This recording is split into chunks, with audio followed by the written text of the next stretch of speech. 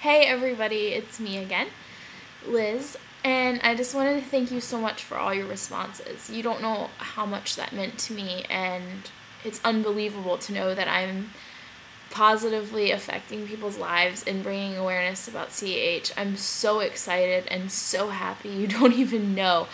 I was actually just contacted by somebody from the Magic Foundation, and they're going to try to help me and support me with this. And that means so much to me, and I'm so excited. I want to see where this goes and where God takes me. And so I just want to thank you for your support. Please keep watching, and please keep supporting this for the good of all of us, because we need to get the word out about CAH. And I am just so blessed and thankful for all of you who've been leaving comments and ratings and everything. I am just thrilled. I am absolutely thrilled. And so thank you. Thank you very much. Today I was planning on talking about crisis and crisis prevention, and just how to live a daily life with CAH in a way that you're protecting yourself and preparing. I kind of learned slightly the hard way this past year. I went to college for the first time, and I was totally excited. And as I had kind of said to you before, when I was first diagnosed with CAH at 5, no one really told me about the emergency shots like Cortef or anything like that. And I've been to multiple endocrinologists over the years, and some of my latest ones finally told me about there's my boyfriend texting me. Fiance, sorry, we just got engaged, so it's a little different to get used to. But so that was a whole new game for me, having these injections. It's only been the past 4 years that I've really known about it much, about my high school age. And so anyways, I went away for college for the first time, and it's stressful and hard on anybody. I mean, parents out there, I'm sure you know the challenges of going away to college for the first time. Well, for a kid with CAH, it's a stress on your body. It's a lot going on, a lot to think about, a lot of changes. And not only that, but I woke up one morning in tremendous pain on my side, and I was like, and I called my RA and my RD. Actually got my roommate to get my RA because I couldn't move.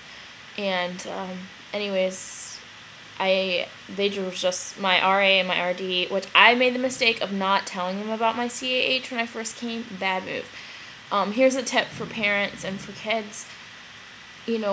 Always tell the people you're with about your CAH. I don't care if it's uncool and it's not, or you think it's uncool, or people are going to treat you weird or whatever.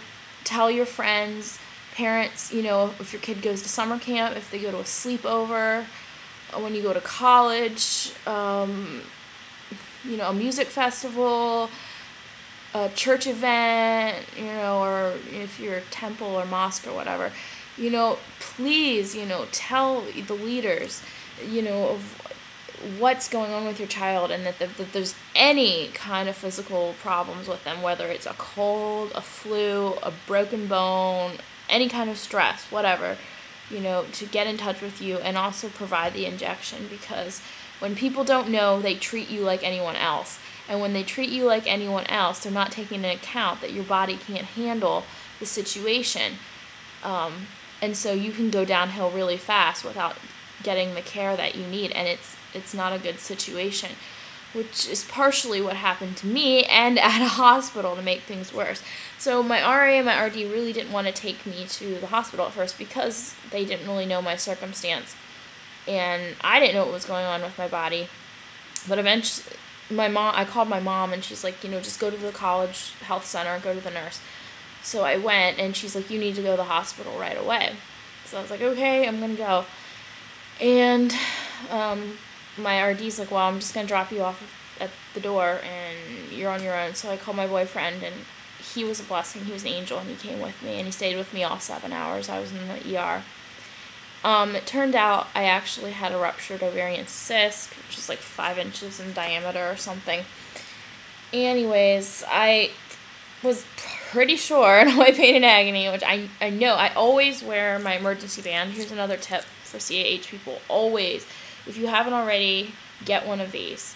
Mine has my name and my medications and my illness. I also have scoliosis and kyphosis, so I have scoliosis on there too, in case anybody has any questions.